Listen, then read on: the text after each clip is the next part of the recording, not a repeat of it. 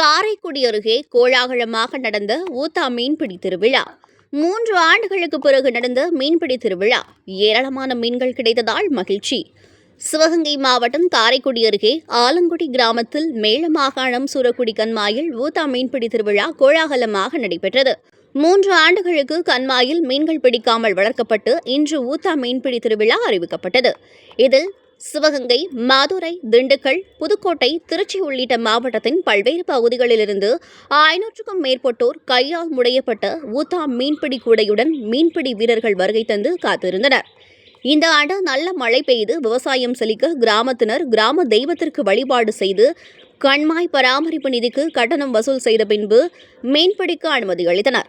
இதில் மீன்பிடிக்க அனுமதி கிடைத்ததும் மீன்பிடியாளர்கள் போட்டி போட்டு வேகமாக ஓடிச் சென்று கண்மாய்க்குள் இறங்கி மீன்களை பிடிக்க தொடங்கினர். இதில் கட்லா, ரோகு, சீசி, ஜிலேபி கெண்டை, விரால் என வளர்ப்பு மற்றும் நாட்டு வகை மீன்கள் ஏராளமாக கிடைத்தன. இதனால் போட்டி போட்டு ஊத்தா கூடை மூலம் உற்சாகமாக அனைவரும் மீன்களை பிடித்தனர். மீன்பிடித்து விழாவில் பங்கேற்ற அனைவருக்கும் 5 கிலோ முதல் 10 கிலோ வரை மீன்கள் கிடைத்ததால் சாக்கு பைகளில் மகிழ்ச்சியுடன் எடுத்துச் சென்றனர்.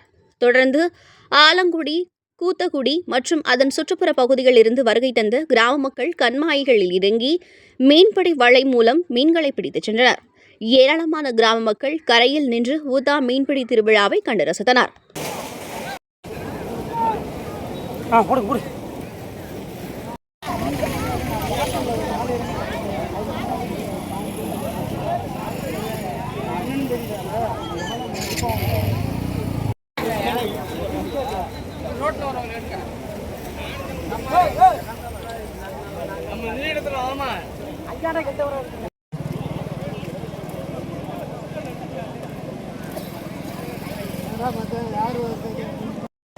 ரோகு